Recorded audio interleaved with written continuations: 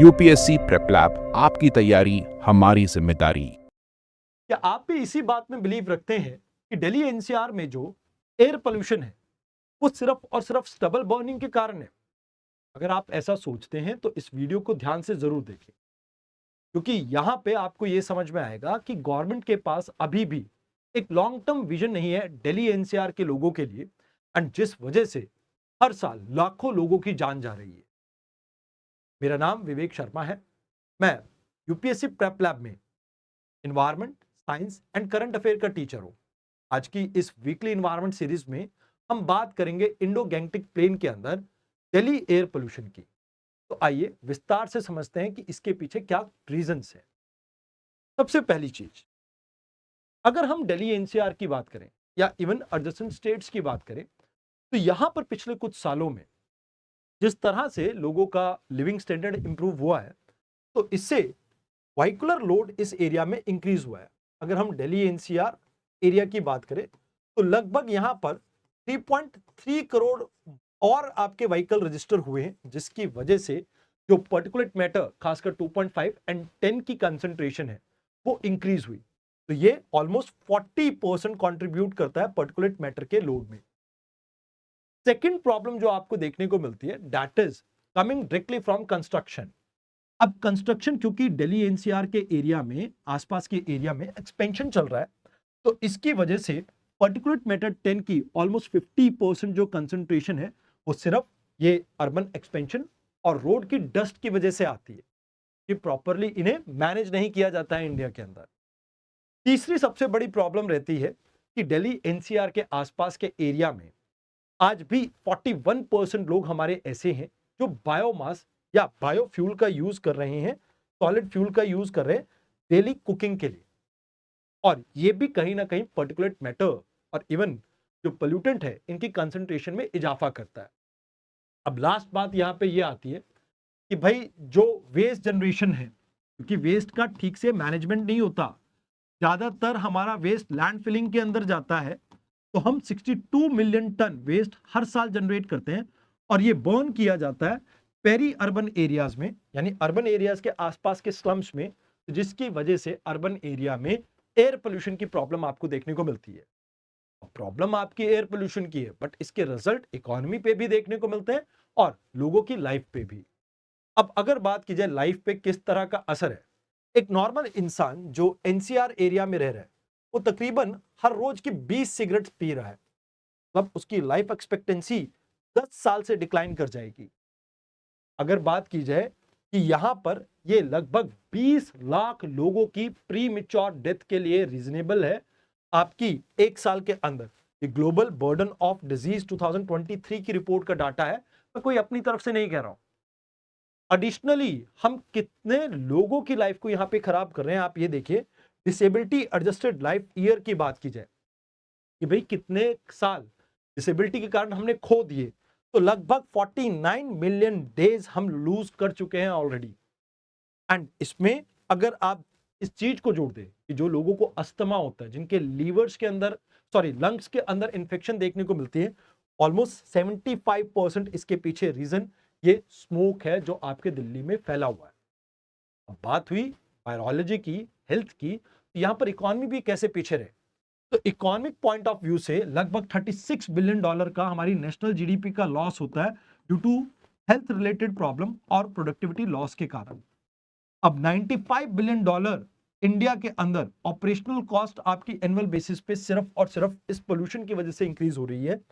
And लगभग 7 lakh crore macro economic losses हमें देखने को मिलते हैं, जो कि लगभग 1/3 है जो जीएसटी कलेक्शन है हमारा। तो यहां पे ये एक बड़ी प्रॉब्लम है और इस प्रॉब्लम के 3 मेजर पिलर है। देखिए, अगर आप दिल्ली एरिया की बात करें, जैसे दिल्ली एरिया आपको देखने को मिल रहा है, ये एक लो लाइंग एरिया है आसपास के इलाकों के मुकाबले। अब एक तरफ हिमालय माउंटेन है और दूसरी तरफ आपके अरावली रेंज है, और ये बीच का जो एरिया है एक डिप्रेशन की तरह है। फिर यहां से आपकी नॉर्थ वेस्टर्न विंड जो आती है, ये अपने साथ पोल्यूशन लेके आती है, जो भी पंजाब हरियाणा में स्टबल बर्निंग की जाती है। अब सारा पोल्यूशन यहां पे आता है और यहां पे आके हवा आपकी हो जाती है स्टेगनेंट, रुक जाती है। मोर ओवर विंटर के टाइम पे आपको यहां पर जो, जैसे फॉर एग्जांपल ये जमीन है, तो जमीन के ऊपर की सतह ठंडी होने के कारण जो हवा है यहाँ पे तो ठंडी हो जाती है, बट इसके ऊपर हवा रहती है गर्म। तो हवा की सर्कुलेशन आपकी ना तो हॉरिजॉन्टल हो पाती है और ना वर्टिकल हो पाती है।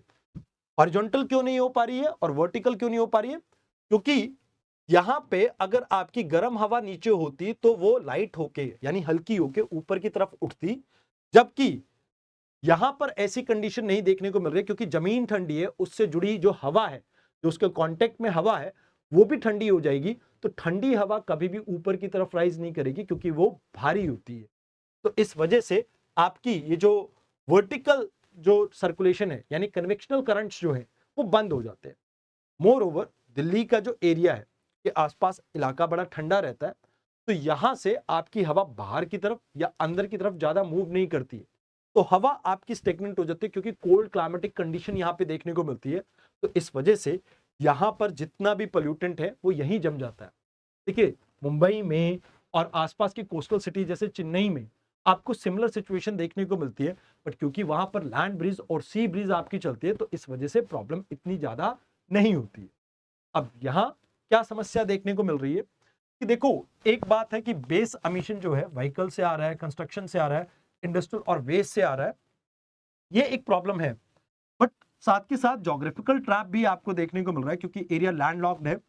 विंटर टेम्परेचर इन्वर्जन आपको देखने को मिलता है, विंटर में जो विंड है वो स्टेगनेंट हो जाती है, एंड उसके साथ ये स्टबल बर्निंग एंड दिवाली के क्रैकर इस सिचुएशन को और बुरा बना देते हैं। हम सिर्फ यहां पे एक चीज के ऊपर फोकस कर रहे हैं जो इस चीज को ट्रिगर करती है, that is stubble burning and fire cracker. But जो बेस प्रॉब्लम है कि बेस एमिशन और ज्योग्राफिकल ट्रैप, चलो इसका तो आप कुछ नहीं कर सकते, बट इस एरिया पे आपको लॉन्ग टर्म में कुछ इनिशिएटिव लेने चाहिए जो कि गवर्नमेंट की साइड से अभी तक मिसिंग। प्रॉब्लम ये है कि भाई इस वजह से हम इस चीज को सॉल्व नहीं कर पा रहे। तो कहते हैं कि भाई देखो, यहां पे अगर हम बात करें क्यों किसान स्टबल बर्निंग करते हैं, उस प्रोसेस को भी आप समझो। खरीफ क्रॉप के बाद जो राबी क्रॉप उगाने का समय है बहुत थोड़ा होता है, तो कोई बात नहीं, थोड़ा समय तब भी काम किया जा सकता है। बट हैप्पी सीडर जो गवर्नमेंट ने एक सोल्यूशन प्रोवाइड किया है, में सब्सिडीज तो गवर्नमेंट दे रही है, बट स्टिल उसके बाद भी अपफ्रंट कैपिटल बहुत ज्यादा है एंड सब्सिडीज इतनी पर्याप्त नहीं है कि हर किसान इसे खरीद सके। दूसरी प्रॉब्लम यहां पे आती है कि भाई मार्केट फेलियर भी आपको देखने को मिलता है। गवर्नमेंट कहते हैं कि भी हम स्टबल को प्रिक्योर करेंगे, बट ये ईयर राउंड नहीं देखने को मिलता है, ये आपको देखने को मिलता है कुछ एक महीनों के लिए। तो ईयर लॉन्ग आपकी यहां पे इसके लिए वायबिलिटी नहीं दिख रही है, तो इस वजह से भी किसान इस तरफ ध्यान नहीं देता है। तो जिसके बाद बचता सिर्फ एक चीज है कि जल्दी से क्रॉप उगानी है तो खेत में आग लगा दी जाए, जिससे ना केवल मीथेन जैसी गैस बल्कि carbon monoxide, carbon dioxide and बहुत सारे हाइड्रोकार्बन्स को भी ये रिलीज करता है। एंड ये एक्चुअल में एक प्रॉब्लम है क्योंकि ये इकोनॉमिक ट्रैप है, क्योंकि किसान के पास वो पैसा नहीं है, तो गवर्नमेंट को यहाँ पे कुछ और स्कीम्स के ऊपर फोकस करना चाहिए। अब गवर्नमेंट का रिस्पॉन्स क्या है? कहते हैं कि हम आपके ग्रेडेड एक्शन प्लान लेके आते हैं। अब इसमें ग्रेड 1 में क्या करते हैं, जब एयर क्वालिटी आपकी 201 से लेके 300 के बीच में हो तो हम मशीन से स्वीपिंग स्टार्ट कर देते हैं। डस्ट को सप्रेस करने के लिए लाइक आप कह सकते हो कि पानी का छिड़काव करने लग जाते हैं। तो ये चीजें देखने को मिलती है। अगर आगे आपकी एयर क्वालिटी और पुअर होती है तो इसमें 301 से 400 के बीच में हम पार्किंग फीस इंक्रीज कर देते हैं, डीजल जनरेटर को बंद कर देते हैं एंड इलेक्ट्रिक हीटर जो है उनको लाइक यहाँ पे डिप्लॉय करते हैं। अब यहाँ तीसरी जो स्टेज आती है वो है आपकी, जब आपकी एयर पोल्यूशन 401 से 450 तक पहुंच गए। अब इसमें बेसल भारत स्टेज 3 एंड 4 इनके व्हीकल्स को बैन कर दिया जाता है, माइनिंग क्लोज कर दी जाती है, स्कूल्स को बंद कर दिया जाता है एंड इवन बाकी जो पीछे काम चल रहा था वो सही उसी तरीके से चलता रहेगा, मतलब ये बैन भी कंटिन्यूस रहेंगे। अब स्टेज 4 जब बहुत ज्यादा सीवियर पोल्यूशन हो जाए तो कंस्ट्रक्शन के ऊपर ban, odd even scheme and offices को भी आप 50% ऑक्यूपेंसी पे चलाते हैं, तो वो सब चीजें आपको देखने को मिलते हैं। बट ये सिर्फ इमरजेंसी रिस्पॉन्स है, इसके अलावा कुछ नहीं। अब गवर्नमेंट ने क्या किया इसके लिए? कहते गवर्नमेंट ने फोकस किया क्लाउड सीडिंग के ऊपर। अब क्लाउड सीडिंग क्या है और इसके लिए क्या कंडीशन चाहिए? देखो, हम सिल्वर आयोडाइड का स्प्रे करते हैं। एक आइडियल कंडीशन क्या होती है कि भी आपके पास 50% मॉइस्चर हो, प्लस उसके साथ साथ वर्टिकल विंड जो ऊपर की तरफ उठ रही है वो काफी स्ट्रांग हो, तो थोड़ा सा लो क्लाउड बेस हो, तो आप इसको सिल्वर आयोडाइड को स्प्रे करेंगे तो उससे बारिश हो जाती है। बट गवर्नमेंट ने इस साल ट्राई किया बट ये फेल रहा, क्योंकि क्लाउड बेस आपके पास 10 to 15% मॉइस्चर के साथ था, क्लाउड बहुत हाइट पे था, प्लस यहां पे जो क्लाउड की हाइट थी वो 10,000 फीट के आसपास थी। तो इस वजह से सिल्वर आयोडाइड हमने डाला भी, उसके बाद भी कंडेंसेशन नहीं हो पाई। तो दिल्ली गवर्नमेंट और आईआईटी कानपुर का ये जो इनिशिएटिव था ये बिल्कुल फेल हुआ। हाँ, ये बात सच है कि आपके नोएडा यानी उत्तर प्रदेश वाले इलाके में थोड़ी बहुत बारिश हुई, उससे कुछ समय के लिए 1-2 दिन के लिए टेम्परेरी रिलीफ मिला, बट ये कोई लॉन्ग टर्म सोल्यूशन नहीं है। यहाँ पे कहा जाता है कि भाई देखो, वेदर मैनिपुलेशन आप फोकस कर रहे हो, ठीक है, इसमें आप क्लाउड सीडिंग कीजिए, बट कॉस्ट बहुत ज्यादा है और फेलियर के चांसेस हैं अगर मॉइस्चर नहीं मिला, एंड ये सिर्फ कुछ दिन ही आपका काम आएगा।